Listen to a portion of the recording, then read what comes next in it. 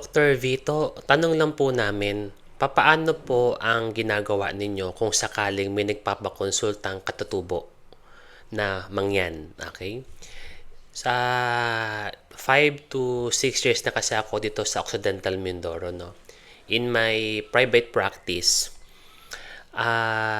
ito kasi ay pag sinabi palang katutubo na mangyan, ito po yung ethnic group po na local dito po sa Mindoro. Particular po sa Oriental and Occidental Mindoro. Sila po talaga yung original na taga Mindoro po, no? So, magkakaiba po kasi itong mga tribo. At magkakaiba din po ang kanilang mga kaugalian, yung kanilang kasanayan. Sa akin po, ang ginagawa ko po in my practice po, hindi po sila sinisingil ng professional fee. So, ang ginagawa na lang po nila ay nagbibigay po sila ng donasyon sa akin pong pagkiserbisyo po sa kanila. So, ito po ay napaka-particular lang po sa mga katutubo pong mangyan po natin. Nakakatuwa nga po kasi kahit pumipila po sila sa aking private clinic po, nakikita po nila na pantay-pantay talaga yung kanilang trato sa kanila. So kung ang mga mayayamang pasyente may kaya, wala pong nauuna.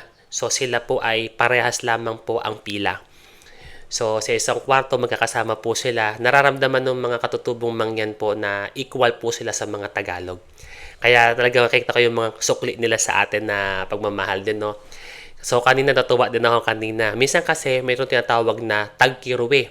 Yung tagkiruwi po sa Mindoro ay taghirap. Kasi taga Bulacan po kasi ako eh. So yung tagkiruwi ay taghirap. Meron po kasing time na taghirap talaga, particular po pag tag-ulan or kapag lugi po sa ani o kapag po walang hanap buhay ang ating mga katutubong mangyan po, no. So ang ginagawa po nila, Dok, wala po akong pambigay po ng donasyon, ha. Okay lang po bang abutan ka namin ng luya? Abutan ka namin ng manok? So kahapon po nung isang araw, pakwan. Nung nakasang araw naman po ay luya. At kanina naman po, nami. Yung nami po na nakikita nyo po ngayon, yan po ay kadalasang pagkain ng katutubo kapag po walang bigas, wala pong pagkain sa bundok. So ito po yung ginagawa po nilang alternatibong pagkain. So ang ginagawa po dyan, pwede po itong ibilad para po matagal pong ilutuin, ma-stock. Yan po yung pinakukuluan po sa tubig na may mantika para pong lasang kamoting kahoy po yan. So, kailangan lamang po sanay po kayo sa pagkain po niyan, ha. Ang ginagawa po dyan, nilalagyan po yan ng nyog. So, masarap po itong kainin. Lalo na kapag malamig, pwede po itong gawing merienda. So, kung sino po ang nakatikim sa may comment below kung ano po ba ang lasa po nito, ha. So, maraming salamat po sa mga katutubong mangyan po natin na patuloy pong sumusuporta po sa akin, no. Nakikita ko po na kayo po dapat tularan ng ating mga kababayan. Kasi ang mga katutubong mangyan, hindi nagreklamo yan. Nananahimik lang sila. So, ang tanong ko po sa kanila, bakit po kayo, daddy, mami, hindi po kayo nagreklamo sa social media?